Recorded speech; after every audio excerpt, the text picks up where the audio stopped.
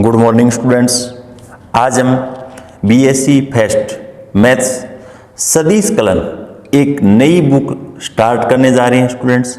तो इस बुक को स्टार्ट करने से पूर्व देखिए स्टूडेंट्स, सदिश बीजगणित और सदिश बीजगणित के अंदर कुछ महत्वपूर्ण डेफिनेशन आने वाली है और इन डेफिनेशनों का हमें पूर्व अध्ययन करना पड़ेगा स्टूडेंट्स। उसके बाद में हम इस बुक का चैप्टर नंबर 1 स्टार्ट करेंगे। तो देखिए स्टूडेंट्स, सर्वप्रथम हम सदिश बीजगणित के अंदर कौन कौन सी राशियों का अध्ययन करते हैं। तो सर्वप्रथम देखिए स्टूडेंट्स, हमारे दैनिक जीवन में क्या है, हमारे दैनिक जीवन में भौतिक राशियाँ क्या है स्टूडेंट्स, से भौतिक राशियाँ, और इसका सबसे महत्वपूर्ण योगदान रहता है स्टूडेंट्स। इन राशियों का क्या है, सबसे महत्वपूर्ण हमारे दैनिक जीवन में काफी महत्व रहता है। वो किस प्रकार से देखिए स्टूडेंट्स, मान लीजिए हम कोई यात्रा कर रहे हैं, क्या कर रहे हैं स्टूडेंट्स, से यात्रा, और बस के द्वारा हम क्या कर रहे हैं, यात्रा कर रहे हैं स्टूडेंट्स। और यात्रा करते समय देखिए स्टूडेंट्स, बस की गति, बस की क्या है स्टूडेंट्स, से गति मान लीजिए 40 किलोमीटर प्रति घंटा है। गति क्या है, 40 किलोमीटर प्रति घंटा। तो हम ये नहीं बता सकते स्टूडेंट्स बस है वो किस तरफ जा रही है, क्या नहीं बता सकते हम, बस किस दिशा में जा रही है। हम केवल और केवल देखिए स्टूडेंट्स, हम परिमाण बता सकते हैं, लेकिन दिशा का हमें अगर नॉलेज नहीं है तो हम ये नहीं बता सकते कि बस किस दिशा में जा रही है। तो यहाँ हमें क्या है, केवल गति का क्या है स्टूडेंट, से परिमाण ज्ञात है, गति का परिमाण तो हमें क्या है स्टूडेंट, से मालूम है, क्या है, मालूम है। परंतु इसके साथ यदि हम ये बता दें कि बस है वो इस दिशा में जा रही है, क्या है, इस दिशा में जा रही है, तो बस की दिशा किस तरफ थी, तो हम ये भी बता सकते हैं कि बस इतने समय में उस स्थान पर क्या है, पहुंच जाएगी।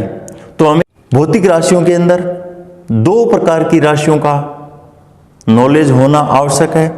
तो वो राशियां कौन कौन सी होंगी, तो अब देखिए स्टूडेंट्स, हम एक तो सदिश राशि और एक अदिश राशि, इन दोनों राशियों का क्या करेंगे, अध्ययन करेंगे स्टूडेंट्स। तो अदिश और सदिश राशियां किसे कहते हैं, इसकी डेफिनेशन देखते हैं स्टूडेंट्स। अदिश और सदिश राशियां, तो इसके लिए देखिए स्टूडेंट्स, मैं आपको नोट्स के अंदर ही समझा देता हूं ताकि वीडियो लंबा नहीं जाए स्टूडेंट्स। और थ्योरी का पार्ट आपको स्टूडेंट्स क्लियर करना ही होगा। थ्योरी के बगैर हम इस बुक को एक कदम भी आगे नहीं बढ़ा सकते।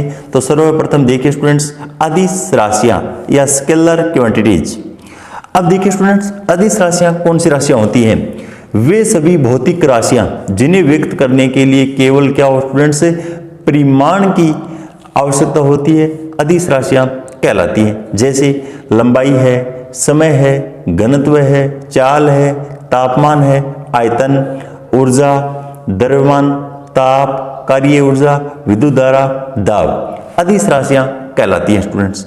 और देखिए स्टूडेंट्स, अदिश राशियों के एग्जाम्पल को याद रखने के लिए हमारे पास 2 ट्रिक है, और वो ट्रिक क्या है, देखिए स्टूडेंट्स, उस आधारता को चाबी दो। इस ट्रिक की सहायता से हम अदिश राशियों को ज्ञात कर सकते हैं। और वैसे एक सरल ट्रिक ये भी है, अगर देखिए स्टूडेंट्स, यहाँ पर लंबाई है, समय है, घनत्व है, इसके अंदर अगर हमें वह दिखाई नहीं दे, क्या है, वह दिखाई नहीं दे, तो वे राशियां अदिश राशियां होती है। और यहाँ पर देखिए स्टूडेंट्स, एक अन्य ट्रिक भी क्या है, आकाश पर घनी चादर ताऊ दुविधा में, इस ट्रिक की सहायता से भी आप अदिश राशियां ज्ञात कर सकते हो स्टूडेंट्स। यहाँ पर उसके बाद में देखिए स्टूडेंट्स, सदिश राशियां, और सदिश राशियां वेक्टर क्वांटिटीज, वे सभी भौतिक राशियां जिन्हें व्यक्त करने के लिए परिमाण एवं दिशा दोनों की आवश्यकता होती है स्टूडेंट्स। तो वो सदिश राशियां कहलाती है। कौन सी राशियां कहलाती है, सदिश राशियां कहलाती हैं। अब यहाँ पर देखिए स्टूडेंट्स, इस ट्रिक के अंदर क्या है, वह एक तो उपस्थित होगा, या फिर दूसरी ट्रिक क्या हो सकती है, विषुवत बल, विषुवत बल। अब उसके बाद में देखिए स्टूडेंट्स, वेग है, इसके अंदर वह उपस्थित है, त्वरण है, आघूर्ण है, विस्थापन है, बल है, संवेग है, आवेग है। अब यहाँ पर देखिए स्टूडेंट्स, ये सभी के सभी क्या है, सदिश राशियां हैं। कौन सी राशियां हैं, सदिश राशियां। उसके बाद में देखिए स्टूडेंट्स, हमें दिष्ट रेखाखंड का नॉलेज होना आवश्यक है। डायरेक्टेड लाइन सेगमेंट, दिष्ट रेखाखंड का नॉलेज होना आवश्यक है।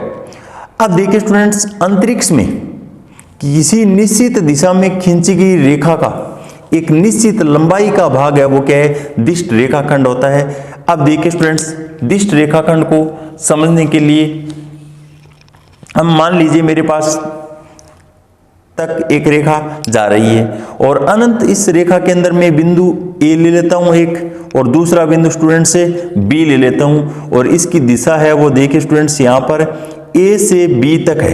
क्या है, ए से बी तक। तो यहाँ पर हम एक दिष्ट रेखा, मान लीजिए इसको मैं एल नाम दे देता हूं स्टूडेंट्स, तो ए बी तक प्रतिबंधित कर देते हैं, तो वो क्या है, एक दिष्ट रेखाखंड है। क्या है, दिष्ट रेखाखंड है।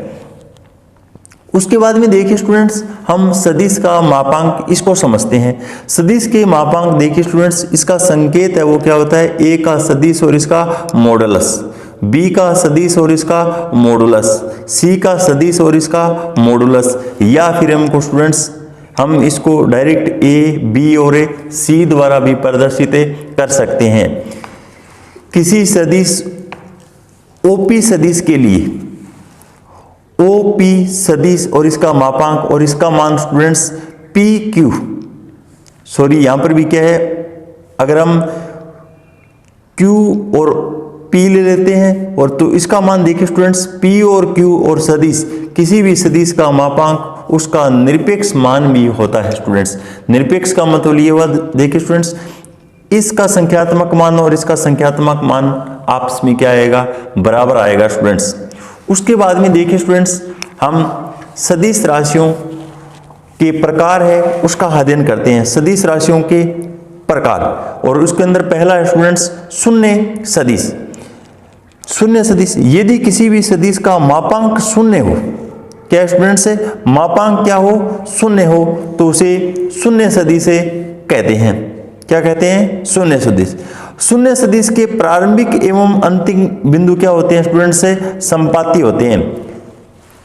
प्रारंभिक और अंतिम बिंदु क्या होते हैं स्टूडेंट्स से, संपाती होते हैं। शून्य सदिश की दिशा अनिश्चित होती है। शून्य सदिश की दिशा क्या होती है स्टूडेंट्स से, अनिश्चित होती है, और इसे स्वेच्छा से व्यक्त किया जा सकता है, जैसे ओ सदिश, ओ डबल सदिश, ए डबल सदिश, बी बी सदिश से निरूपित कर सकते हैं स्टूडेंट्स।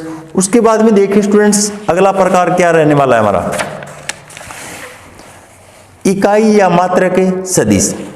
इकाई या मात्रक सदिश, इसको समझिए। देखिए स्टूडेंट्स, यूनिट वेक्टर, यदि किसी सदिश, यदि किसी भी सदिश का मापांक इकाई या एक हो तो वह इकाई मात्रक एकांक सदिश कहलाता है स्टूडेंट्स। उसके बाद में देखिए स्टूडेंट्स, किसी भी सदिश ए सदिश की दिशा में इकाई सदिश को एक कैप से निरूपित करते हैं। इसे क्या पढ़ेंगे स्टूडेंट्स, एक कैप पढ़ते हैं। तो इस एक कैप का मान है वो हम किस प्रकार से निकालते हैं, देखिए स्टूडेंट्स, ए का सदिश और बट्टे के अंदर ए सदिश का मॉडुलस लिखा जाता है या मापांक से प्रदर्शित किया जाता है स्टूडेंट्स। तो इसलिए ए कैप और इसका मापांक है उसका मान स्टूडेंट्स कितना आएगा, एक निकल कर आता है। कितना आता है, एक निकल कर आता है। उसके बाद में देखिए स्टूडेंट्स, समान सदिश, इक्वल वेक्टर्स, यदि दो सदिशों के परिमाण समान हो और वे परस्पर समांतर हो तो उन्हें समान सदिश कहते हैं स्टूडेंट्स। समान सदिश के लिए दो कंडीशन का होना आवश्यक है, ए सदिश का मापांक और बराबर बी सदिश का मापांक, इन दोनों का मान बराबर भी है और क्या है, समांतर है, तो दोनों सदिश समान सदिश कहलाती है स्टूडेंट्स। उसके बाद में संरेख सदिश, वे सभी सदिश जो एक ही रेखा के क्या हो, समांतर हो, संरेख सदिश कहलाती है स्टूडेंट्स। अब सैरेख इस टॉपिक पर आपने स्टूडेंट्स कक्षा 10, 11 के अंदर विस्तार से चर्चा की होंगी। उसके बाद में समदिश सदिश, क्या है समदिश सदिश, समदिश सदिश, इसकी हवी दिशाएं क्या होती है स्टूडेंट्स से, इसकी हवी दिशाएं क्या होती है, समान होती है, इसे समदिश सदिश कहते हैं स्टूडेंट्स। और असमदिश नाम से स्पष्ट है, इसकी हवी दिशाएं क्या होती है स्टूडेंट्स से, विपरीत होती है, इसकी हवी दिशाएं क्या होती है स्टूडेंट्स से, विपरीत होती है। उसके बाद में देखिए स्टूडेंट्स, हमें यहाँ पर विपरीत या ऋण सदिश का अध्ययन करना होगा। तो वह सदिश जिसका मापांक एक दिए हुए सदिश PQ के बराबर परंतु दिशा सदिश PQ के क्या हो स्टूडेंट्स, विपरीत है, तो सदिश PQ सदिश का विपरीत सदिश कहलाता है। इसे माइनस PQ सदिश से क्या स्टूडेंट्स निरूपित किया जाता है। उसके बाद में देखिए स्टूडेंट्स, यहाँ पर सह आदिम सदिश, क्या है, सह आदिम सदिश, और या इसे सह प्रारंभिक सदिश भी बोल सकते हैं स्टूडेंट्स। दो या दो से अधिक सदिश जिसका प्रारंभिक बिंदु एक ही हो सह आदिम सदिश कहलाते हैं स्टूडेंट्स। अब मान लीजिए देखिए स्टूडेंट्स, मेरे पास OA सदिश है, एक और OB सदिश है। अगर हमें BA का मान निकालना हो स्टूडेंट्स, तो हम देखिए OA सदिश में OB सदिश को घटा देते हैं तो BA सदिश प्राप्त होता है। उसके बाद में देखिए स्टूडेंट्स, हमारे पास अगला टॉपिक क्या पढ़ना होगा, समानांतर या समरेखीय सदिश, इसका अध्ययन करना होगा। यदि A सदिश बराबर N और B सदिश हो, जहां N कोई अदिश है, N क्या है, अदिश, तो A सदिश B सदिश एक दूसरे के क्या है, समांतर या समरेखीय सदिश कहलाते हैं।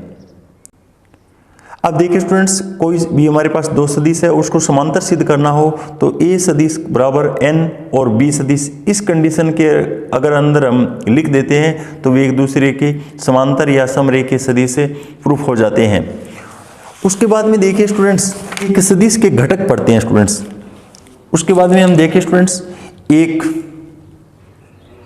सदिश के घटक,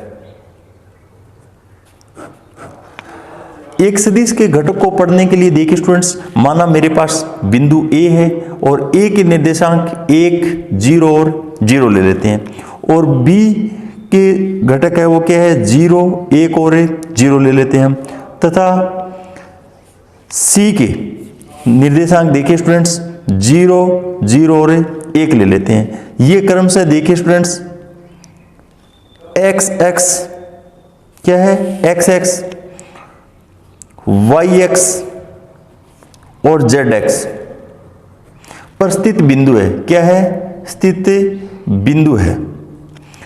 और स्पष्ट रूप से हम बोल सकते हैं स्टूडेंट, OA सदिश और इसका मापांक, इसका मान भी क्या है, 1 है, और OB सदिश और इसका मापांक, इसका मान भी क्या है स्टूडेंट्स, 1 है, और OC सदिश और इसका मापांक, इसका मान भी क्या है, 1 है स्टूडेंट्स। और ये मान हमने किस प्रकार से निकाले हैं, देखिए स्टूडेंट्स, ये मेरा क्या है, मूल बिंदु O है, और इसको नाम देखिए स्टूडेंट्स में XX, और इसको नाम में YX, और इसको नाम में ZX दे देता हूँ स्टूडेंट्स। और यहाँ पर I कैप, यहाँ पर J कैप, और यहाँ पर K कैप लिख देता हूँ। और मेरे पास एक बिंदु P है, और P के निर्देशांक X, Y और Z है।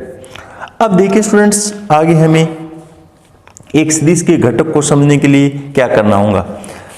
अब आगे देखिए स्टूडेंट्स, यहाँ पर बिंदु A, यहाँ पर B, और यहाँ पर इसको नाम में C दे देता हूँ स्टूडेंट्स। सदिश क्या है, सदिश OA सदिश, OB सदिश और OC सदिश, जिनमें से प्रत्येक का परिमाण कितना है स्टूडेंट्स, है 1 है। क्रम से OX, OY और OZ अक्षों के अनुदिश मात्रक सदिश कहलाते हैं। क्या है स्टूडेंट्स, से अक्षों के अनुदिश मात्रक सदिश कहलाते हैं। कौन से सदिश कहलाएंगे, मात्रक सदिश। और इनको क्रमशः स्टूडेंट्स हम I कैप, J कैप और K कैप से क्या है, व्यक्त करते हैं। उसके बाद में देखिए स्टूडेंट्स,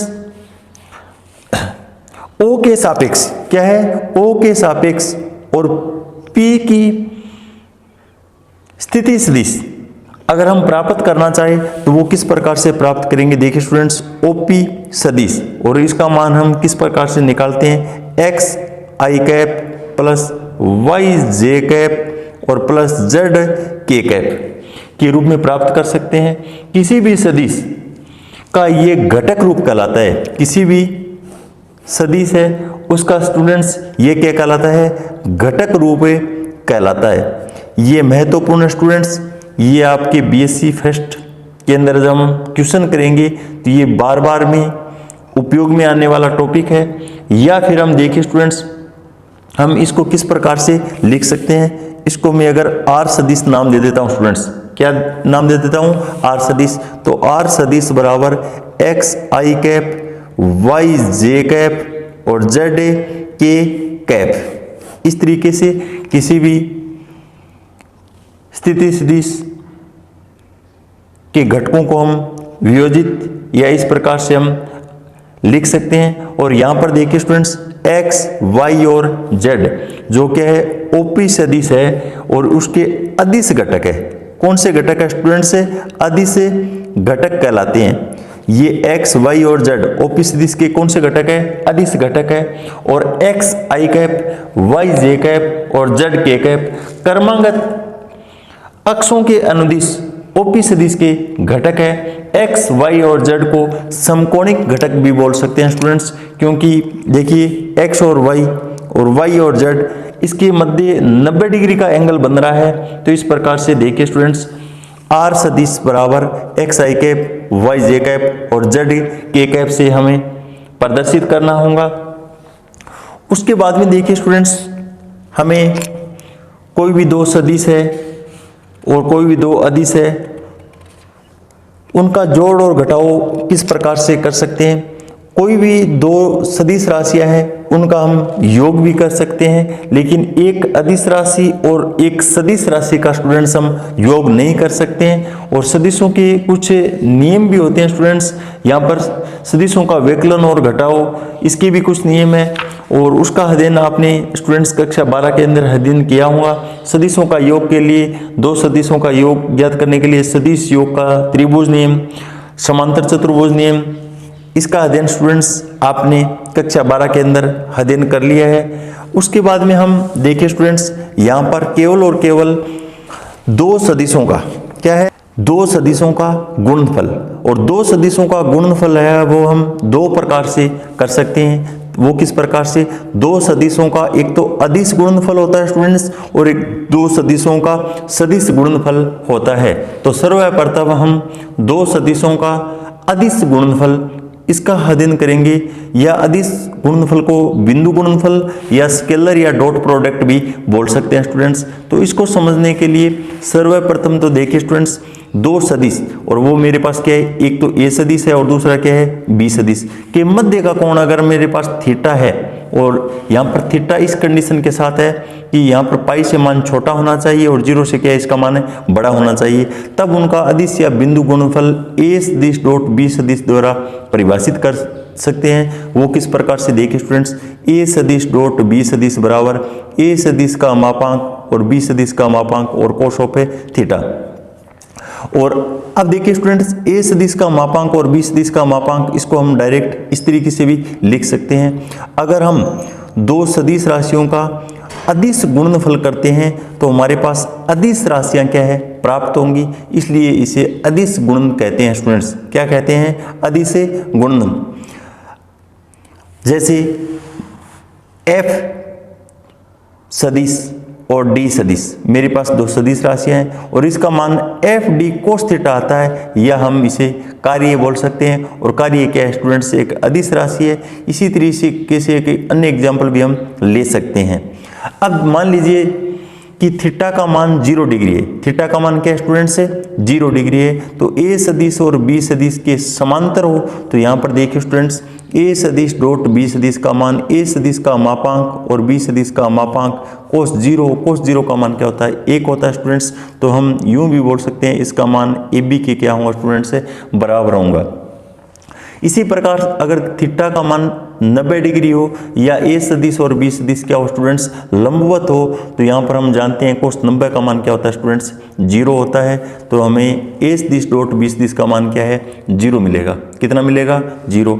उसके बाद में अगर थीटा का मान अगर पाई हो, थीटा का मान क्या हो स्टूडेंट्स, पाई, तो यहाँ पर विपरीत समांतर हो, तो यहाँ पर हम जानते हैं कोस 180 डिग्री का मान क्या होता है स्टूडेंट्स, -1 होता है। तो ए सदिश डॉट बी सदिश का मान है वो क्या है, -a सदिश का मापांक और बी सदिश का मापांक, इस मानों के क्या होगा, बराबर होगा। ए सदिश और बी सदिश बराबर है और थीटा का मान 0 डिग्री है स्टूडेंट्स, तो इस प्रकार से इतना मान निकल कर आएगा। अब यहाँ पर महत्वपूर्ण बात ये है, देखिए स्टूडेंट्स,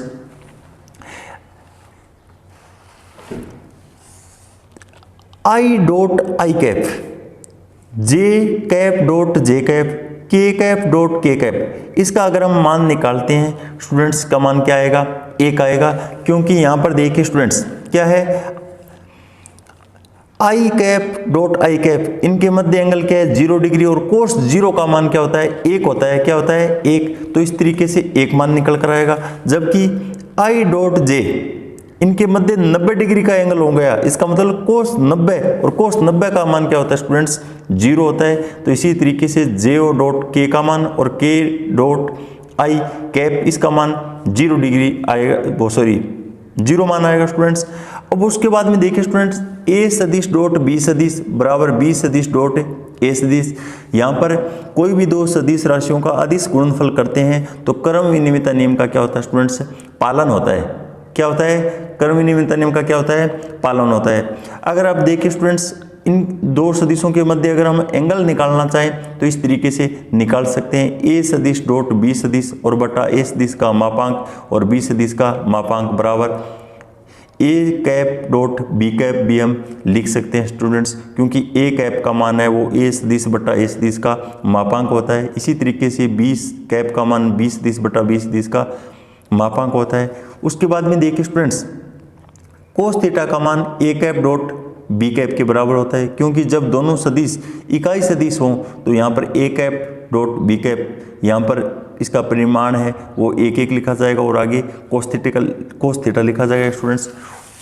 अगले वीडियोज़ के अंदर हम स्टूडेंट्स दो सदिशों का सदिश गुणनफल इसका अध्ययन करेंगे। तब तक के लिए धन्यवाद।